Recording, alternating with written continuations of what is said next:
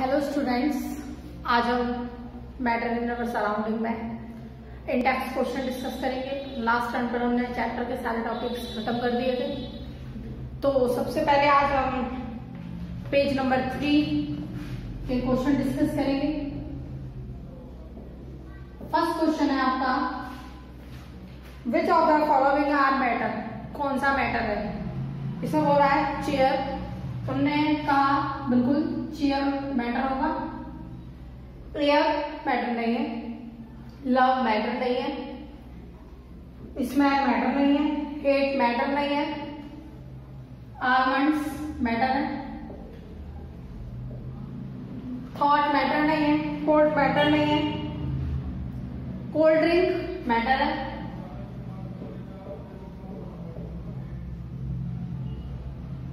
Okay. उसके बाद next है आपका smell of perfume. Smell of perfume भी क्या है? मैटर है। तो आपके ये चारों मैटर है, बाकी सब मैटर नहीं है, okay.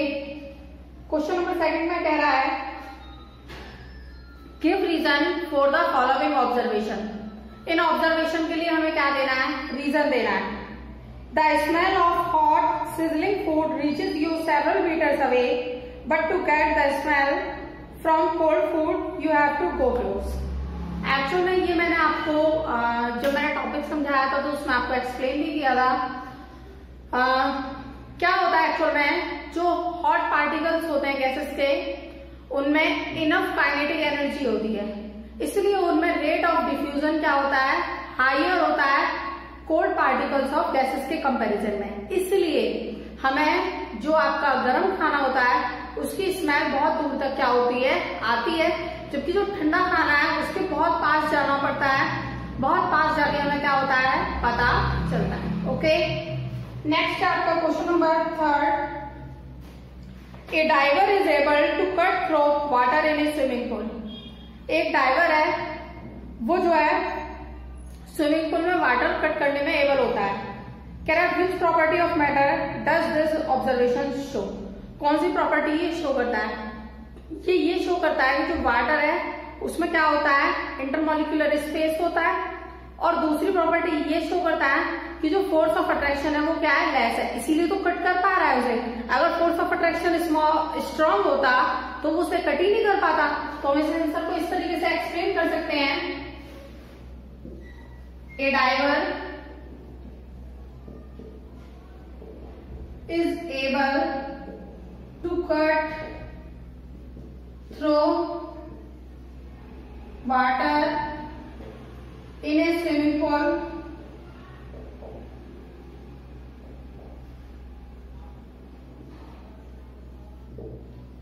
it shows that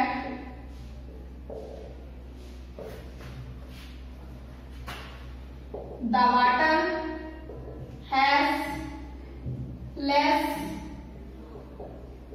intermolecular, water has intermolecular space and less force of attraction. क्या होता है? जो फोर्स ऑफ अट्रैक्शन है वो क्या है? कम है, जबकि इंटरमोलिकुलर स्पेस होता है, इसलिए वो क्या करता है? कट कर सकता है वाटर थ्रू, वो क्या कर रहा है? हाँ, in a swimming pool. Next है, what are the characteristics of the particles of matter? ये मैंने अपने नोट्स में, जब मैंने आपको ये चैप्टर पढ़ाया है उसमें मैंने आपको समझाया भी था कि जो 3 कैरेक्टरिस्टिक्स होती है मैटर की।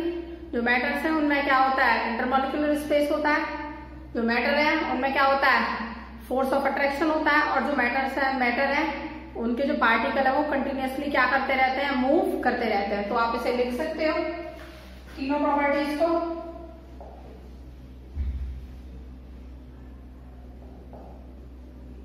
Particles of matter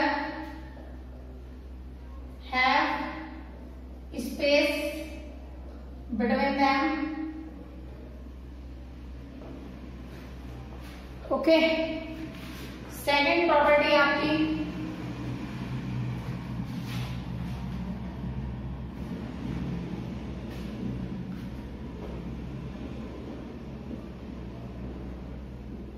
particles of matter are continuously moving.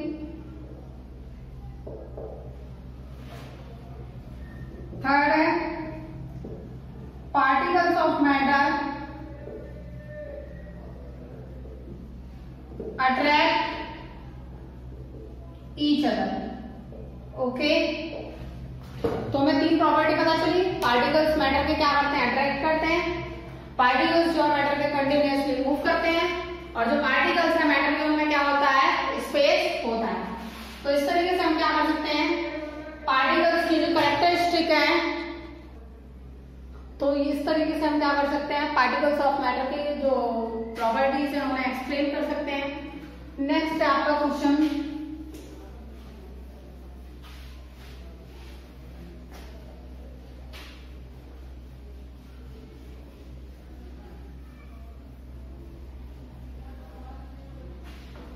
Next question है आपका पेज नंबर 6।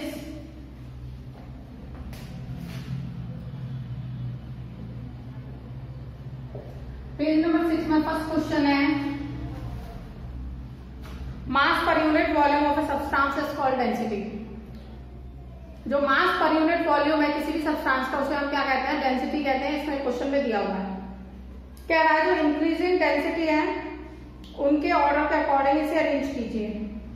सबसे पहले एयर है, एयर, उसके बाद दूसरा होगा एग्जॉस्ट फ्रॉम चिमनीज। ओके, सबसे कम डेंसिटी आयरन की होगी, फिर आयरन के बाद चॉक की होगी, फिर चॉक के बाद आपकी यहां पर कॉटन भी आ सकता है, फिर water, Honey.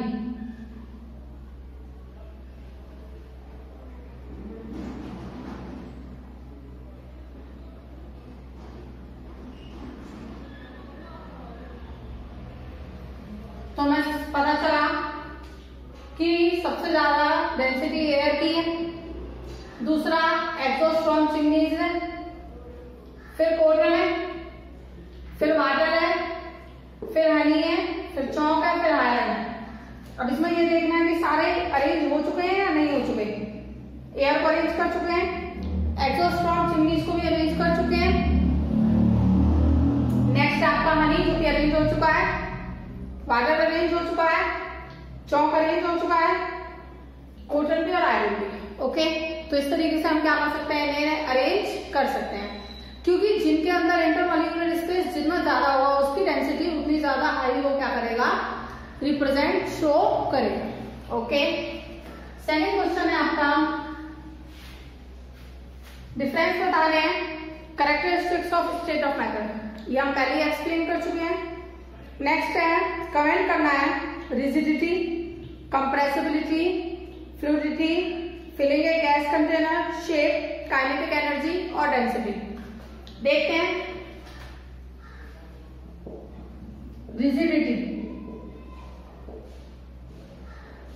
It is the property of matter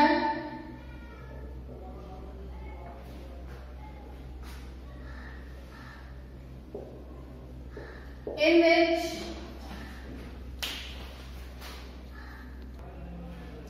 which the shape remain same and fixed. Okay, इसे हम क्या कहते हैं, रिजिडिटी। और रिजिड कौन होते हैं, सॉलिड, क्योंकि उन्हें जो है अगर हम उनमें फोर्स अप्लाई करते हैं तो वो ब्रेक हो जाते हैं, लेकिन उनकी शेप चेंज करना बहुत डिफिकल्ट होता है। ओके, नेक्स्ट है आपका second, compressibility.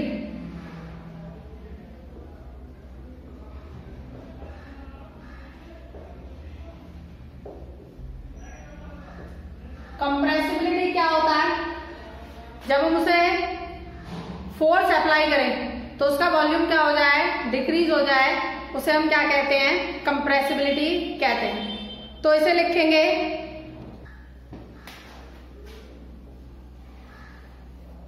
It is the property of matter in which volume decrease when we apply force on it। जब हम फोर्स अप्लाई करते हैं तो क्या हो जाता है, वॉल्यूम डिक्रीज हो जाता है, उसे हम क्या कहते हैं, कंप्रेसिबिलिटी। और सबसे ज्यादा जो कंप्रेसिबल है वो कौन होती है, गैसेस, क्योंकि उनमें इंटरमोलिकुलर स्पेस क्या होता है, बहुत ज्यादा होता है। अगर हम उन पे प्रेशर अप्लाई करते हैं तो यहाँ पर आप जो है प्रेशर लिखिए, फोर्स मत लिखिए। वैसे प्रेशर भी क्या होता है, अप्लाइड फोर्स होता है पर यूनिट एरिया, तो आप अगर फोर्स भी लिखेंगे तो वो भी ठीक माना जाएगा, लेकिन आप लिखिए when we applied pressure on it. Okay, और यू नो वेरी वेल कि जो गैसेस हैं, gases are highly compressible matter. Okay, next आपका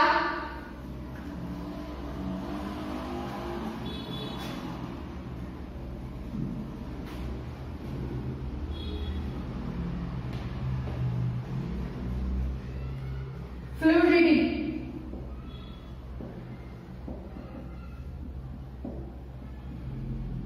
it is the property in which a liquid flow, या ऐसा मत लिखिए लिक्विड नहीं, in which particles of matter flow sufficient। तो हम कहेंगे ये वो प्रॉपर्टी है जिसमें पार्टिकल्स मैटर के क्या करते हैं, फ्लो करते हैं। ओके, नेक्स्ट है आपका filling a gas container.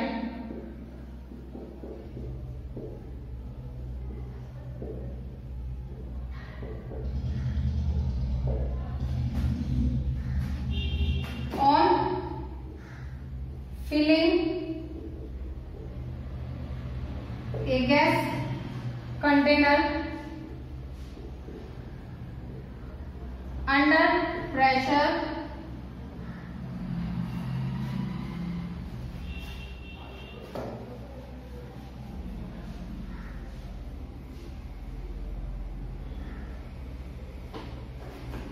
take the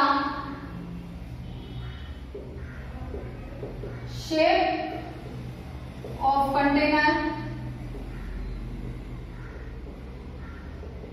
in which it kept। ये क्या करता है, जब हम प्रेशर अप्लाई करते हैं तो वो क्या करता है, जो कंटेनर है उसी की शेप ले लेता है जिसमें से क्या किया जाता है, रखा जाता है। नेक्स्ट है आपका शेप।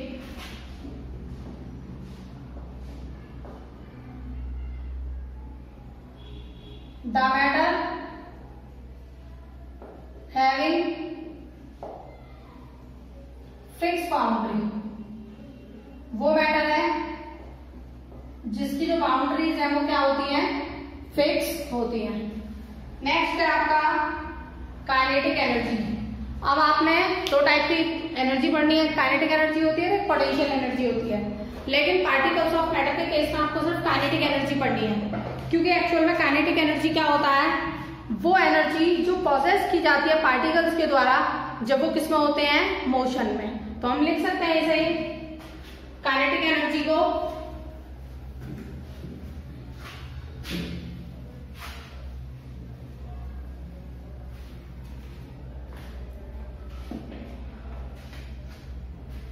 नेक्स्ट टॉपिक है आपका काइनेटिक एनर्जी। तो काइनेटिक एनर्जी, एक्चुअल में काइनेटिक एनर्जी वो एनर्जी होती है जो जब प्रोड्यूस होती है जब पार्टिकल्स किसमें होते हैं, मोशन में होते हैं। जब पार्टिकल्स रेस्ट में हैं तो जो एनर्जी प्रोड्यूस होती है वो क्या कहलाती है, पोटेंशियल एनर्जी। तो हम इसे लिख सकते हैं the energy possessed by the particles of matter when it is in the motion called kinetic energy. हम कहेंगे कि जब पार्टिकल्स किसमें होते हैं, मोशन में होते हैं, उस टाइप पर जो एनर्जी पॉजेस्ड की जाती है उसे हम क्या कहते हैं, काइनेटिक एनर्जी कहते हैं। नेक्स्ट है आपका डेंसिटी।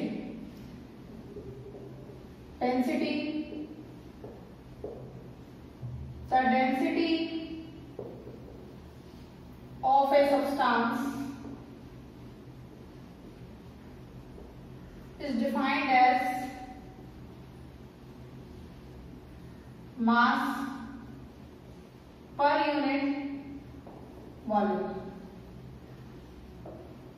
आप लिख सकते हो डेंसिटी इक्वल होता है किसके,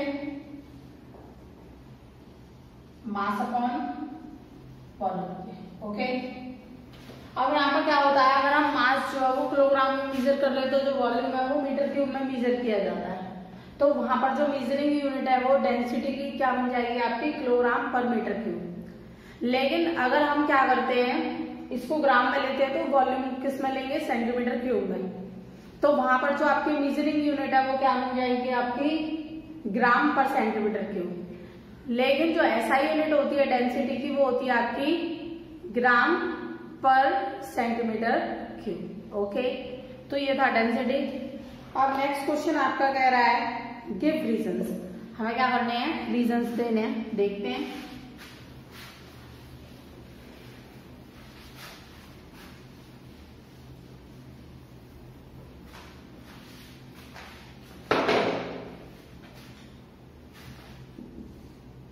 फर्स्ट है A gas fills completely the vessel in which it is kept। जो गैस है वो completely वेसल को क्या कर देती है, भर देती है जिसमें ये रखी जाती है। तो आप लिख सकते हो because particles of gas have large intermolecular space. जो पार्टिकल्स होते हैं गैसेस के वो क्या होते हैं, उनमें बहुत ज्यादा इंटरमोलिक्यूलर स्पेस होता है and free to move. So these particles move in all direction and field in the container and take the shape of container। तो क्या कहा कि जो पार्टिकल्स हैं गैसेस के उनमें क्या होता है, लार्ज इंटरमोलिक्यूलर स्पेस होता है, फ्री होते हैं मूव करने के लिए, इसलिए आसानी से क्या करते हैं, सभी डायरेक्शंस में मूव करते हैं। तो जिस भी बर्तन में हम उसे रखते हैं वो क्या करते हैं, सब डायरेक्शन में फैल जाते हैं और क्या होते हैं, उस बर्तन में फैल के उसी बर्तन की जो है शेप ले लेते हैं। ओके, नेक्स्ट क्वेश्चन आपको बोला है इसमें एक gas exert pressure on the walls of the container. जो गैस है वह एक्सर्ट करती है प्रेशर कंटेनर की वॉल पर। तो इसमें भी यही रीजन आएगा भाई, क्या होता है एक्चुअल में, जो पार्टिकल्स होते हैं वो क्या करते हैं, फ्री होते हैं मूव करने के लिए, तो वो सभी डायरेक्शन में मूव करते हैं, एक दूसरे को हिट करते हैं और कंटेनर की वॉल को भी क्या करते हैं, हिट करते हैं। तो आप इसमें लिखोगे particles of gases have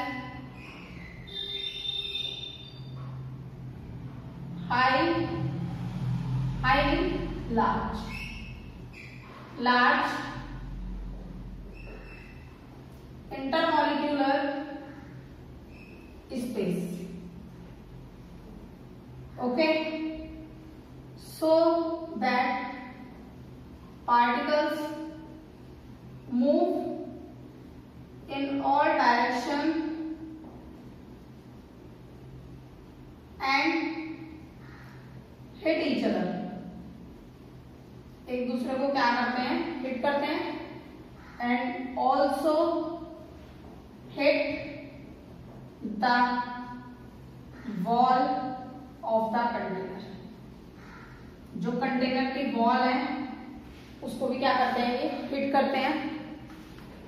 और जब कंटेनर की वॉल को हिट करेंगे तो क्या होगा, प्रेशर एक्सर्ट होगा किस पर, कंटेनर की वॉल पर.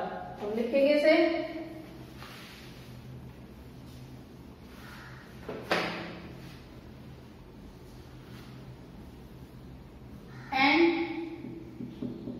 exert pressure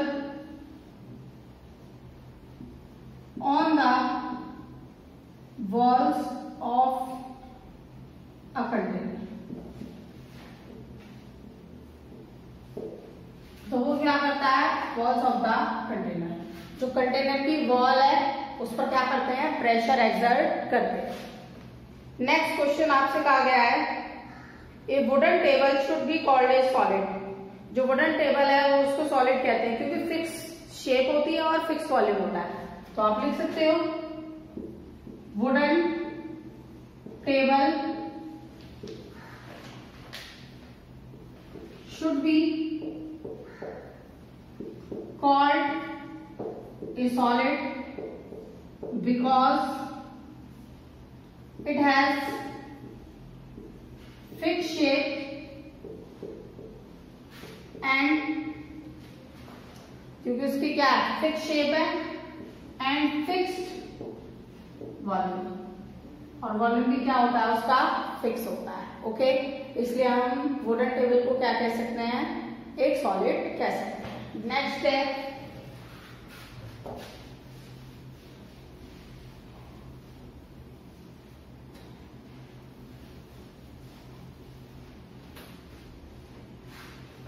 नेक्स्ट पार्ट में कह रहा है, we can easily move our hand in air but to do the same throw a solid block of wood we need a karate expert. भाई जो वुड है, would में क्या है, इंटरमोलिकुलर स्पेस नहीं होता, जबकि जो एयर है उसमें इंटरमोलिकुलर स्पेस होता है. इसलिए हम एयर में क्या करते हैं, इजीली अपना हैंड मूव कर सकते हैं, जबकि वहां पर मूव नहीं कर सकते. तो हम लिखेंगे particles of air has large intermolecular space and free to move, highly compressible.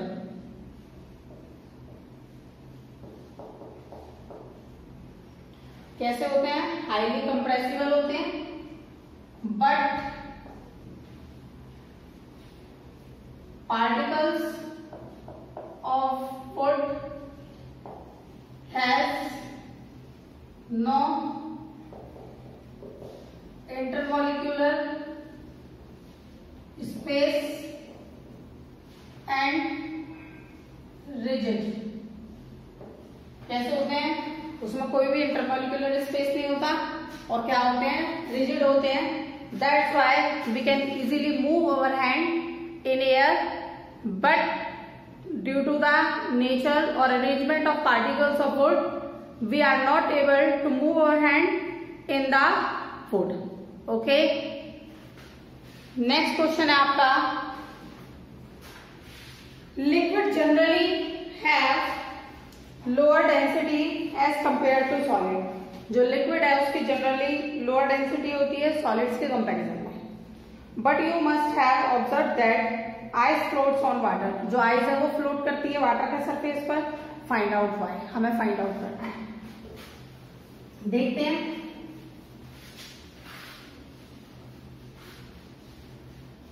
Actual में क्या होता है कि जो वाटर है, आइस है वो किससे बनी होती है? वाटर से।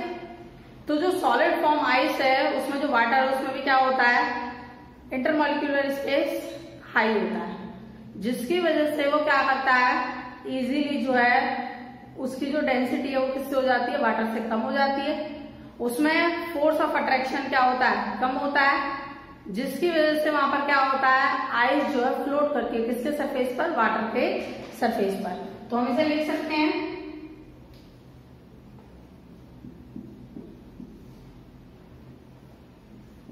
The water has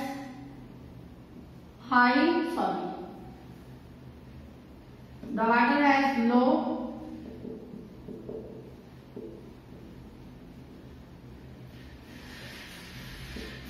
intermolecular space। जो वाटर है उसका क्या होता है? लो नहीं लिखोगे, यहां पर लिखोगे intermediate intermolecular space and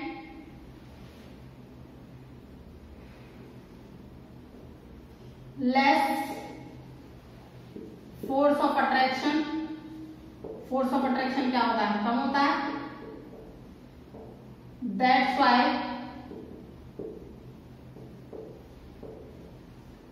the density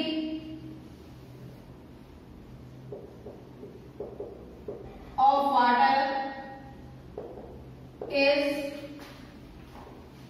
less than, जो डेंसिटी है वाटर की वो कम होती है। द, ऐसे लिखोगे the density of ice is less than the density of water. That's why water float on the surface of ice। Okay, तो आप यहां पर लिखोगे the water present in ice. Okay, हमने क्या लिखा कि वो वाटर जो आइस में प्रेजेंट है उसमें इंटरमीडिएट इंटरमॉलिक्यूलर स्पेस होता है, लेस फोर्स ऑफ अट्रैक्शन होता है, जिसकी वजह से वो क्या करता है, जो आपका लिक्विड वाटर है उससे कम डेंसिटी शो करता है आइस। इसलिए जो आइस है वो वाटर के सरफेस पर हमेशा क्या करता है? फ्लोट करता है। ओके, तो इसी के साथ मैं आज की क्लास खत्म करती हूँ। नेक्स्ट क्लास में हम इसी चैप्टर के रिमेनिंग क्वेश्चंस करेंगे।